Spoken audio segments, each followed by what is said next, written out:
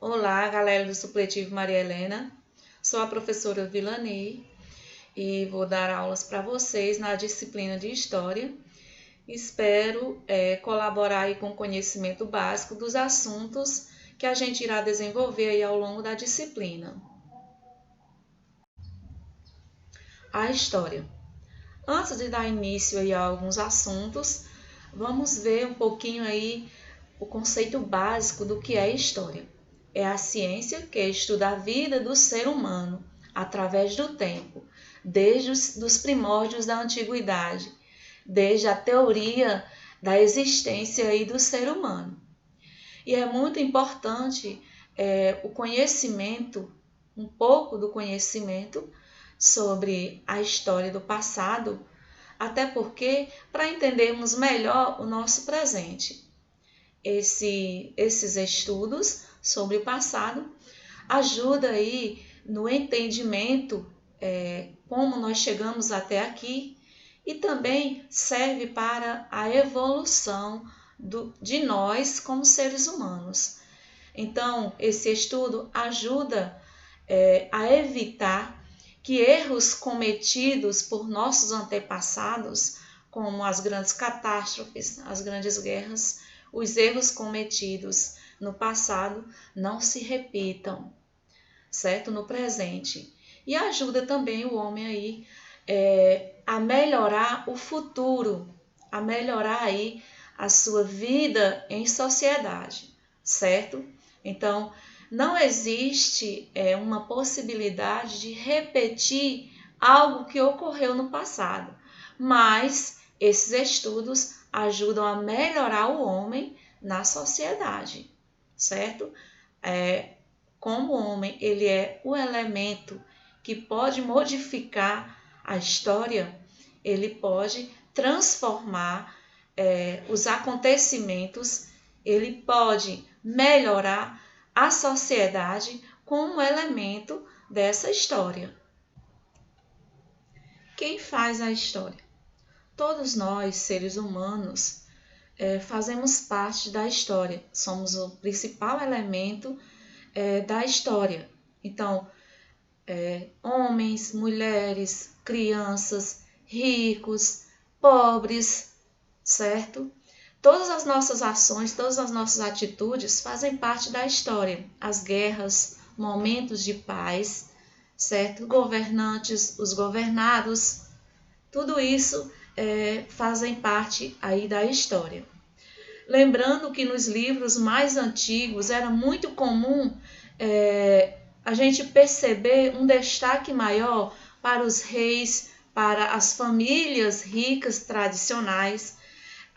Aos poucos, a gente consegue perceber algumas mudanças nesses livros, falando mais aí das atitudes, das reações da população de uma forma geral, aí com as atitudes desses governantes, certo? Então, todos nós aí somos elementos, somos sujeitos históricos. Nós, como elementos, como sujeitos históricos, não temos o poder de recriar algo que ocorreu no passado, certo? Mas esses estudos ajudam a compreender o que ocorreu no passado e também a conscientizar o homem para que o nosso futuro seja melhor do que o passado, certo? Então, nós podemos aí fazer, transformar a sociedade a partir do momento que nós temos o conhecimento dos erros que ocorreram no passado, certo? Então, é muito importante esses estudos.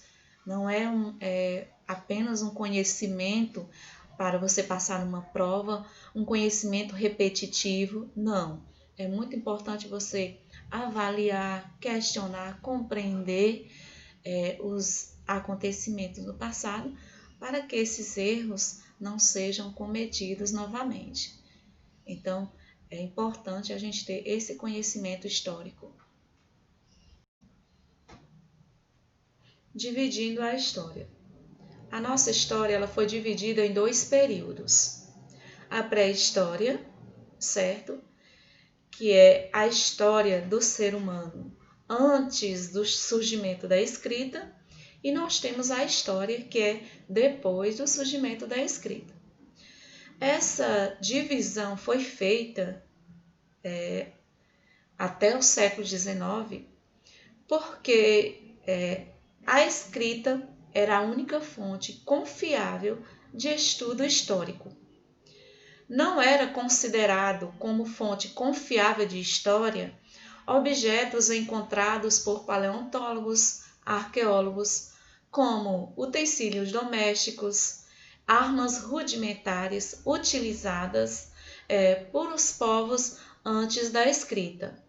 Nós temos também os desenhos deixados nas cavernas por esses povos. Então, todos esses objetos, todos esses elementos não eram considerados fontes confiáveis de estudos históricos. Por isso foi feita essa divisão. É tanto que alguns historiadores não concordam com esse termo pré-história.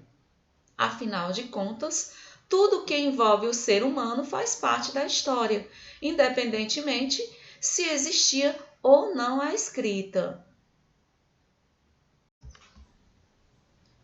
Esse termo foi criado para designar, separar o período do surgimento do ser humano até a chegada aí do período da escrita.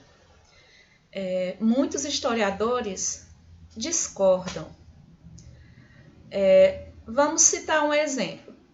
Você já imaginou que a sua história fosse contada apenas no momento em que você começasse a ler e escrever? Isso significa que o seu nascimento, até você começar a ir para a escola, isso não seria contado como história da sua vida? É por isso que muitos historiadores não concordam com esses termos. Porque se tudo que está relacionado ao ser humano é história, então não deveria existir aí essa separação, essa divisão entre pré e história. E sim, somente história. A história antes e a história depois da escrita, certo? Afinal de contas, a partir do momento em que você vem ao mundo, já começa aí a contar como história da sua vida, a sua história. O período denominado como pré-história tem 3 etapas. O Paleolítico, o Neolítico e a Idade dos Metais. Essas etapas são as evoluções do ser humano com o passar dos anos, certo? Então, a gente vai ver aí o Paleolítico, que foi a primeira etapa do ser humano, desde o surgimento aí da humanidade até 10.000 a.C. Foi o maior período, cerca de mais ou menos 3 milhões de anos. Durante esse período paleolítico, o homem se preocupava apenas com a sua subsistência.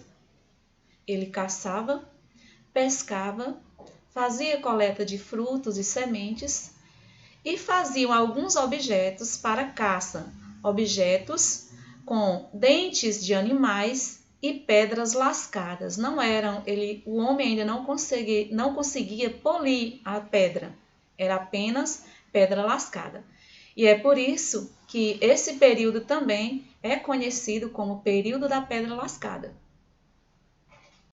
Na sociedade paleolítica, além da preocupação pela subsistência, homens e mulheres viviam em bandos e dividiam suas tarefas. Para se protegerem do frio, da chuva e de animais ferozes, eles viviam em cavernas. Alguns historiadores acreditam que alguns grupos humanos desse período já conseguiam fazer tendas com pele de animais ou algumas cabanas. Uma das conquistas fundamentais do homem no Paleolítico foi a descoberta e o uso do fogo. É possível que, a princípio, o fogo tenha sido obtido através de quedas de raios, mas, com o passar do tempo, eles aprenderam a obter esse fogo com atritos de pedras ou pedaços de madeira. Essa descoberta do uso do fogo foi fundamental nesse período. Afinal de contas, eles podiam aí se proteger do frio, aquecer os alimentos e espantavam também os animais ferozes. São várias as marcas e vestígios deixados pelos povos paleolíticos. Além desses objetos que vocês podem ver aí do lado, existem também, né, as pinturas rupestres que foram encontradas aí pelo mundo. Na França, na Espanha e também no Brasil, no município de São Raimundo Nonato, no Piauí. Além de todos esses objetos e pinturas, existem vestígios de que esses homens se vestiam aí com peles e couros de animais.